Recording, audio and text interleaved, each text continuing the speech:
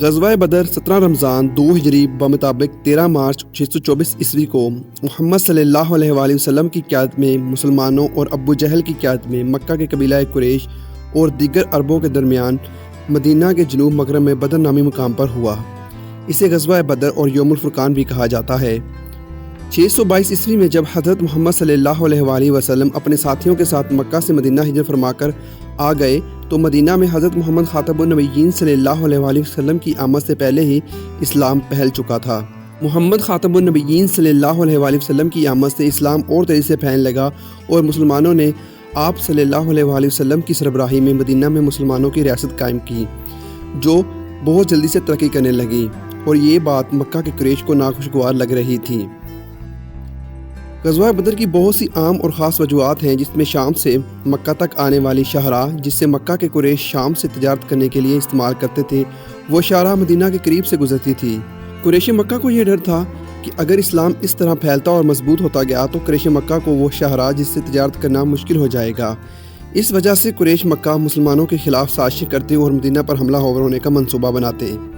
اس کے علاوہ بھی مکہ کے قریش اسلام کو پھیلتا دیکھ کر اس کے لیے رکاوٹیں پیدا کرنے لگے، جس کی کھلی مثال یہ تھی کہ بحرین کا ایک سردار جو اسلام قبول کرنے کے لیے مدینہ کی طرف آ رہا تھا، قریش مکہ نے راستے میں اسے روک دیا۔ اس سے یہ بات واضح ہو گئی کہ جب تک خدا پرستی اور شرک میں ایک چیز ختم نہیں ہو جائے گی، کشمکش ختم نہیں ہو سکتی۔ عمر بن الحضرمی کا قتل بھی کہیں نہ کہیں اس جنگ کی وجہ میں شامل ہے۔ رجب 2 ہجری میں حضرت محمد صلی اللہ علیہ وآلہ وسلم نے عبداللہ بن حجش کی قیادت میں 12 آدمیوں پر مشتمل ایک دستہ اس غرض سے بھیجا کہ قریش کے تجارتی قافلوں کی نقل و حرکت پر نگاہ رکھے۔ اتفاق سے ایک قریشی قافلہ مل گیا اور دونوں گروہوں کے درمیان جھڑپ ہو گئی، جس میں قریش مکہ کا ایک شخص عمر بن الحضرمی مقتول ہوا اور 2 گرفتار ہوئے۔ جب عبداللہ حضور صلی اللہ علیہ وآلہ وسلم کے پاس پہنچے تو آن حضرت صلی اللہ علیہ وآلہ وسلم نے اس واقعے پر ناپسندیدگی کا اظہار فرمایا۔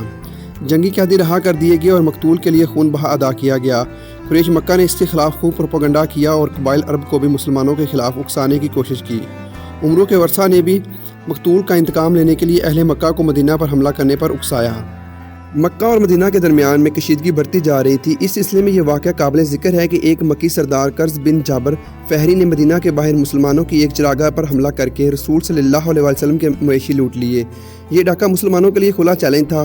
چند مسلمانوں نے قرظ کا تعاقب کیا لیکن وہ بچ نکلا۔ یہ واقعہ بھی جنگ بدر کی وجوہات میں سے ایک ہے۔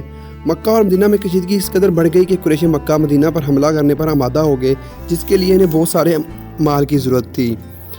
مکہ اور مدینہ کے درمیان کشیدگی بہت بڑھ گئی، جس قریش مکہ نے اسلامی ریاست کو ختم کرنے کا فیصلہ کر کے جنگ کی بھرپور تیاریاں شروع کر دیں۔ افرادی قوت کو مضبوط بنانے کے لیے انہوں نے مکہ مکرمہ کے گرد و نواح کے قبائل سے معاہدات کیے اور معاشی وسائل کو مضبوط تر کرنے کے لیے یہ فیصلہ کیا گیا کہ اس مرتبہ جو تجارتی قافلہ شام بھیجا جائے گا، اس کا تمام منافع اس غرض کے لیے وقف ہو۔ چنانچہ ابو سفیان کو اس قافلے کا قائد مقرر کیا گیا اور مکہ مکرمہ کی عورتوں نے اپنے زیور تک کاروبار میں لگائے۔ اسلامی ریاست کے خاتمے کے اس منصوبے نے مکہ مکرمہ اور مدینہ منورہ کے درمیان کشیدگی میں بہت اضافہ کر دیا۔ جب یہ قافلہ مکہ سے شام کی طرف نکلا تو حضرت محمد صلی اللہ علیہ وآلہ وسلم کو اس قافلے اور تجارت کے کمائے ہوئے مال کو اسلام کے خلاف خرچ کرنے کی معلومات مل چکی تھی، تو حضرت محمد خاتم النبیین صلی اللہ علیہ وآلہ وسلم نے اس قافلے کا عشیرہ کے مقام تک تعاقب کیا، لیکن یہ قافلہ بچ کر نکل گیا۔ تو آپ حضرت محمد صلی اللہ علیہ وآلہ وسلم نے کچھ صحابہ کے ذمہ لگایا کہ جب یہ قافلہ واپسی پر آئے تو اس کی جاسوسی کرے۔ جب یہ قافلہ شام سے واپس مکہ کی طرف آ رہا تھا تو حضرت محمد خاتم النبیین صلی اللہ علیہ وآلہ وسلم اس قافلے کو روکنے کی غرض سے مدینہ سے نکلے۔ حضرت محمد خاتم النبیین صلی اللہ علیہ وسلم کی ساتھیوں کی تعداد 313 اور بعض روایتوں کے مطابق 319 بتائی جاتی ہے۔ کیونکہ یہ قافلہ جنگ کے ارادے سے نہیں نکلا تھا تو قافلے میں بس 2 گھوڑے اور 70 کے قریب اونٹ تھے، جن پر صحابہ کرام باری باری سوار ہوتے تھے، اور آپ صلی اللہ علیہ وآلہ وسلم بھی اپنی باری پر سواری کرتے تھے۔ آپ صلی اللہ علیہ وآلہ وسلم نے طلحہ بن عبید اور سعید بن زید رضی اللہ عنہ کو جاسوسی کی ذمہ داری سونپی، جنہیں آپ صلی اللہ علیہ وسلم نے مدینہ سے ہی روانہ فرمایا تاکہ وہ تیز جا کر آگے قافلے کا پتہ کر سکیں۔ ابو سفیان کو حضرت محمد صلی اللہ علیہ وسلم کا خوف تھا، اس لیے وہ جاسوس کو بھیج کر آگے سے راستے کا معلوم کروا لیتے تھے۔ جاسوسوں نے ابو سفیان کو بتایا کہ آپ صلی اللہ علیہ وسلم اسلامی لشکر کے ساتھ قافلے کو روکنے کے لیے آ رہے ہیں۔ ابو سفیان خوفزدہ ہو گیا اور اس نے اپنا ایک جاسوس مکہ کی طرف روانہ کیا تاکہ وہ مسلمانوں کے ساتھ جنگ کر سکے۔ مکہ سے ابو جہل 1000 قریش کے لشکر کے ساتھ ابو سفیان کے قافلے کی حفاظت کے لیے نکلا۔ دوسری طرف ابو سفیان نے قافلے کا راستہ بدل کر ساحلی پٹی کے ساتھ مکہ کی طرف روانہ ہو گیا اور بچ کر نکل گیا۔ جب ابو جہل کو یہ خبر پڑی کہ ابو سفیان کا قافلہ بچ کر نکل آیا ہے اور پھر بھی ابو جہل واپس جانے کے بجائے مسلمانوں سے جنگ کے لیے آگے بڑھتا گیا۔ مدینہ میں قریشی لشکر کی آمد کی اطلاع ملی تو آپ نے مجلس مشاورت بلوائی اور خطرے سے نپٹنے کے لیے تجاویز طلب فرمائی۔ مہاجرین نے جان ساری کا یقین دلایا۔ آپ صلی اللہ علیہ وآلہ وسلم نے دوبارہ مشورہ طلب کیا تو حضرت مقداد نے عرض کیا، ہم موسیٰ کی امت کی طرح نہیں ہیں جس نے موسیٰ سے کہا تھا کہ تم اور تمہارا رب دونوں لڑو۔ ہم تو یہاں بیٹھے ہیں بلکہ ہم آپ کی دائیں بائیں آگے پیچھے ہیں، آپ کے ساتھ لڑیں گے۔ مشاورت کے بعد مہاجرین کو تیاری کا حکم ہوا۔ مسلمانوں کے ذوق شہادت کا یہ عالم تھا کہ ایک نوعمر صحابی حضرت عمیر بن ابی وقاص اس خیال سے چھپتے پھرتے تھے کہ کہیں کم عمر ہونے کی وجہ سے واپس نہ بھیج دیے جائیں۔ اس کے باوجود مجاہدین کی کل تعداد 313 سے زیادہ نہ ہو سکی۔ یہ لشکر اس شان سے میدان کارزار کی طرف بڑھ رہا تھا کہ مقام بدر پر پہنچ کر ایک چشمہ قریب یہ مختصر سا لشکر خیمہ زن ہوا۔ مقابلے پر 3 گنا سے زیادہ لشکر تھا۔ 1000 قریشی جوان جن میں سے اکثر سر سے پاؤں تک آہنی لباس میں ملبوس تھے، وہ اس خیال سے بدمست تھے کہ وہ صبح ہوتے ہی ان مٹھی بھر فاقہ کشوں کا خاتمہ کر دیں گے۔ لیکن قدرت کاملہ کو کچھ اور ہی منظور تھا۔ رات بھر قریشی لشکر عیاشی و بدمستی کا شکار رہا۔ خدا کے نبی نے خدا کے حضور رات گزاری اور قادر مطلق نے فتح کی بشارت دے دی۔ مسلمانوں کے لیے سخت آزمائش کا وقت تھا، اس لیے کہ اپنے ہی بھائی بندے سامنے کھڑے تھے۔ ابو بکر اپنے بیٹے عبد الرحمن سے اور ابو حذیفہ کو اپنے باپ عتبہ سے مقابلہ کرنا تھا۔ عرب کے دستور کے مطابق پہلے انفرادی مقابلے ہوئے۔ سب سے پہلے عمر بن الحضرمی کا بھائی عامر میدان میں نکلا اور مد مقابل طلب کیا۔ مقابلے پر حضرت عمر کا ایک غلام نکلا اور اس نے چشم زدن میں اس مغرور کا خاتمہ کر دیا جو اپنے بھائی کا انتقام لینے کے لیے آیا تھا۔ اس کے بعد عتبہ بن ربیعہ، اس کا بھائی شیبہ اور اس کا بیٹا ولید بن عتبہ میدان میں نکلے اور مبارز طلب کیے۔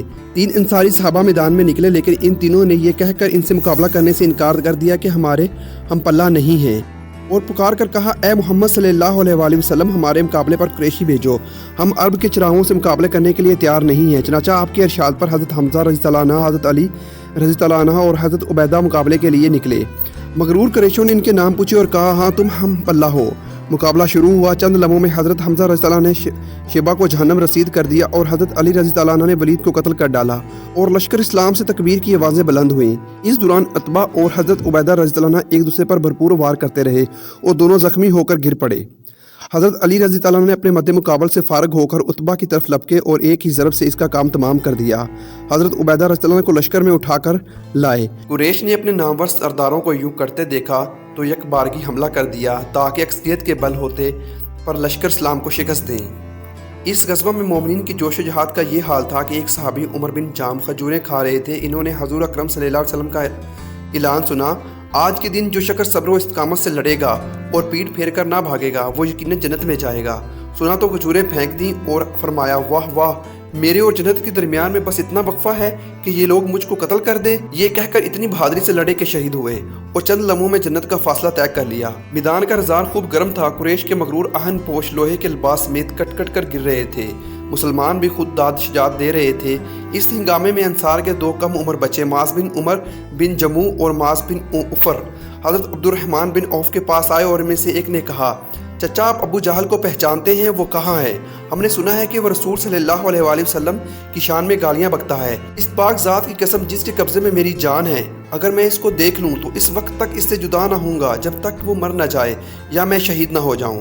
اتفاق سے ابو جہل سامنے سے گزر رہا تھا۔ حضرت عبد الرحمن بن عوف نے اس کی طرف اشارہ کر دیا۔ یہ اشارہ پاتے ہی یہ دونوں ننھے مجاہد اپنی تلواریں لے کر اس کی طرف بھاگے۔ وہ گھوڑے پر سوار تھا اور یہ دونوں پیدل تھے۔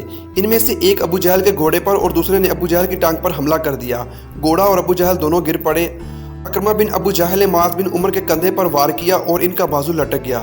باہمت نوجوان نے بازو کو راستے میں حائل ہوتے دیکھا تو پاؤں کے نیچے لے کر اسے الگ کر دیا اور ایک ہی ہاتھ سے اپنے شکار پر حملہ کر دیا۔ اتنے میں معاذ بن عفرہ کے بھائی موز وہاں پہنچے اور انہوں نے ابو جہل کو ٹھنڈا کر دیا اور عبداللہ بن مسعود نے اس کا سر تن سے جدا کر دیا۔